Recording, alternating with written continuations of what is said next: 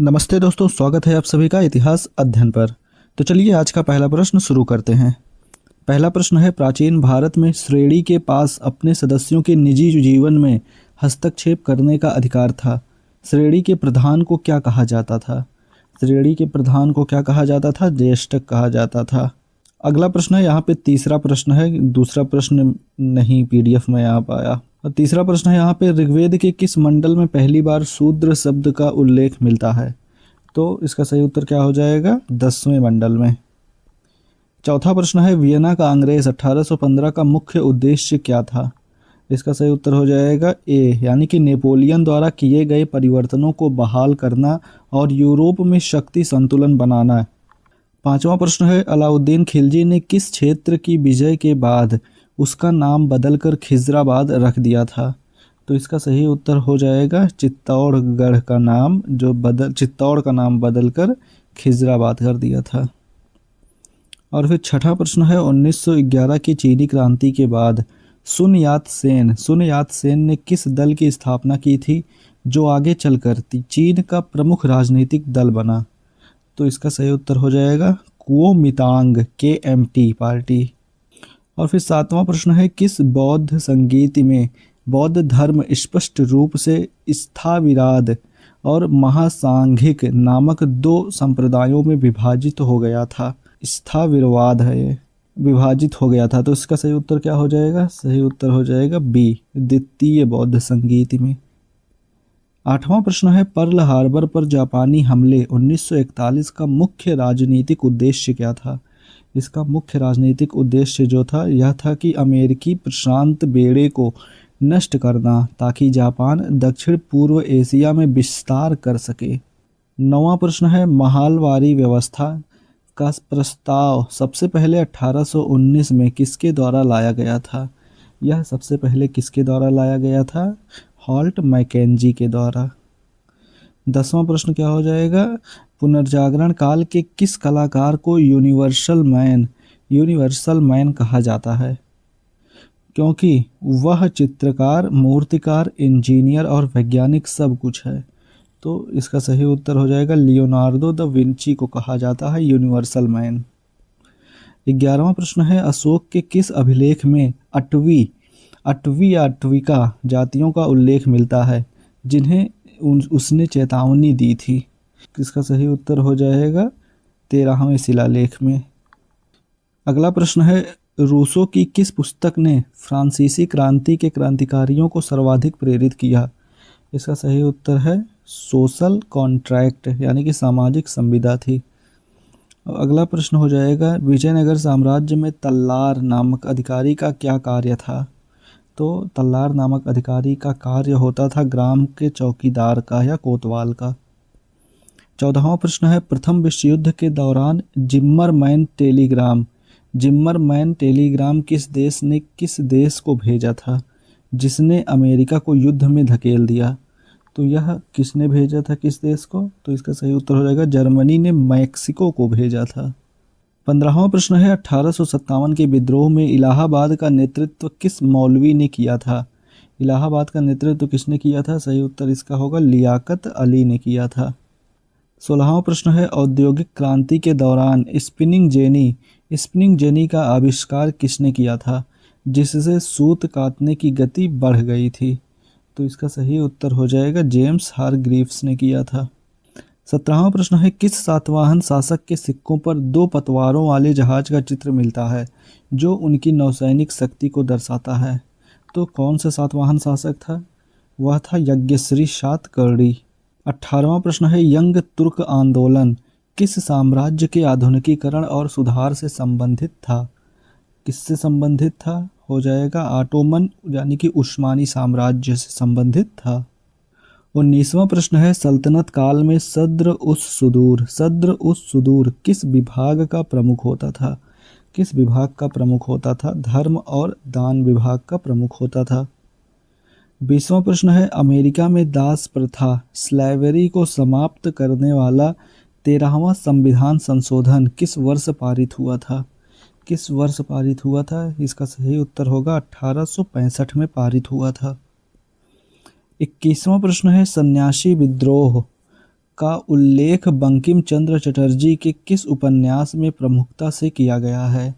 किस उपन्यास में किया गया है? आनंद मठ में किया गया है। 22वां प्रश्न है, हिटलर ने 1939 में किस देश के साथ अनाक्रमण समझौता यानी कि नॉन एग्रेशन पैक्ट किया था जिसने दुनिया को चौंका दिया था? तो किस देश के साथ? सही उत्तर इसका हो जाएगा सोवियत संघ के साथ। 23वां प्रश्न है, जैन धर्म के 23वें तीर्थंकर पार्श्वनाथ द्वारा प्रतिपादित 4 महाव्रतों में महावीर स्वामी ने 5वां कौन सा महाव्रत जोड़ा था? कौन सा महाव्रत जोड़ा था? तो इसका सही उत्तर क्या होगा? ब्रह्मचर्य जोड़ा था महावीर स्वामी ने। 24वां प्रश्न है, क्रीमिया का युद्ध 1853 से 56 के बीच हुआ था। इसका मुख्य रूप से किसके बीच लड़ा गया था यह युद्ध? तो यह किसके बीच लड़ा गया था? यह लड़ा गया था रूस और तुर्की के बीच, और तुर्की में इसमें उसके सहयोगी थे ब्रिटेन, फ्रांस आदि। 25वां प्रश्न है, मुगल काल में 10 साला बंदोबस्त को लागू करने में टोडरमल का सहायक कौन था? तो टोडरमल का सहायक कौन था? तो वह हो जाएगा ख्वाजा शाह मंसूर। 26वां प्रश्न है, बोस्टन टी पार्टी की घटना का नेतृत्व किस संगठन ने किया था? यह किसने किया था? सही उत्तर इसका होगा सन्स ऑफ लिबर्टी ने किया था। 27वां प्रश्न है, तत्वबोधिनी सभा की स्थापना 1839 में किसने की थी जिसका उद्देश्य वेदांत का प्रचार करना था? किसने की थी? यह की थी देवेंद्रनाथ टैगोर ने। 28वां प्रश्न है, कानून की आत्मा यानी कि द स्पिरिट ऑफ लॉज पुस्तक जिसमें शक्ति पृथक्करण सेपरेशन ऑफ पावर्स का सिद्धांत दिया गया के लेखक कौन थे? इसके लेखक कौन हो जाएंगे? मॉन्टेस्क्यू इसके लेखक थे। 29वां प्रश्न है, चोल काल में घटिका क्या थे? चोल काल में घटिका क्या थे? इसका सही उत्तर हो जाएगा उच्च शिक्षा के केंद्र होते थे जो मुख्यतः ब्राह्मणों के लिए थे। 30वां प्रश्न है, मैनहट्टन प्रोजेक्ट का संबंध द्वितीय विश्व युद्ध में किससे था? किससे संबंधित था मैनहट्टन प्रोजेक्ट? इसका सही उत्तर क्या होगा? परमाणु बम के निर्माण से संबंधित था। 31वां प्रश्न है, 1924 में हिंदुस्तान रिपब्लिकन एसोसिएशन यानी कि HRA का संविधान कॉन्स्टिट्यूशन किस नाम से जाना जाता था? किस नाम से जाना जाता था? जाना जाता था द रिवॉल्यूशनरी के नाम से।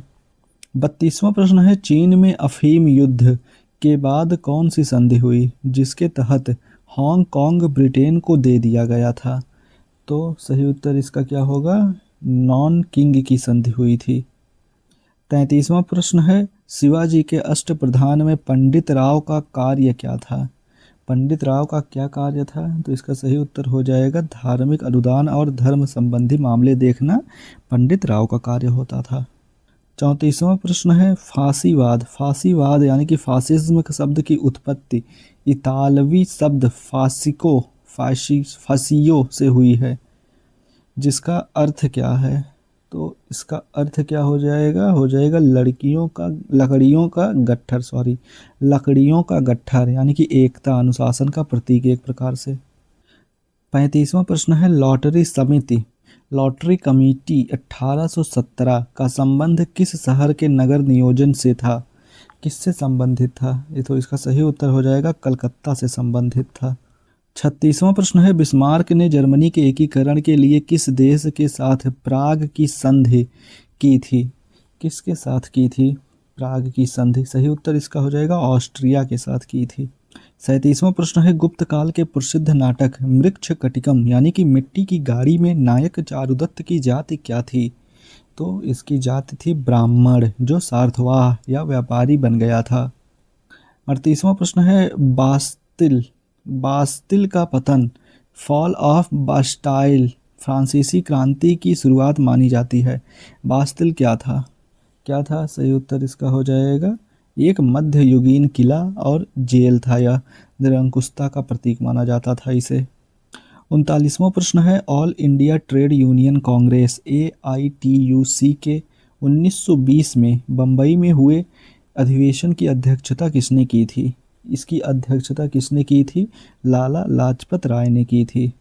40वां प्रश्न है, ट्रेफल्गर का युद्ध बैटल ऑफ ट्रेफाल्गर 1805 में नेपोलियन को समुद्र में किसने हराया था? किसने हराया था नेपोलियन को उस समय हराया था एडमिरल नेल्सन ने हराया था।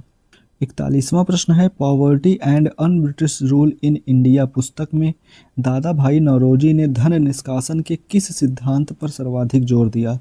किस सिद्धांत पर सर्वाधिक जोर दिया? तो वह दिया था होम चार्जेस पर और प्रशासनिक व्यय पर अधिक जोर दिया था। 42वां प्रश्न है, मैजी पुनर्स्थापना 1868 के तहत जापान में क्या प्रमुख बदलाव आया था?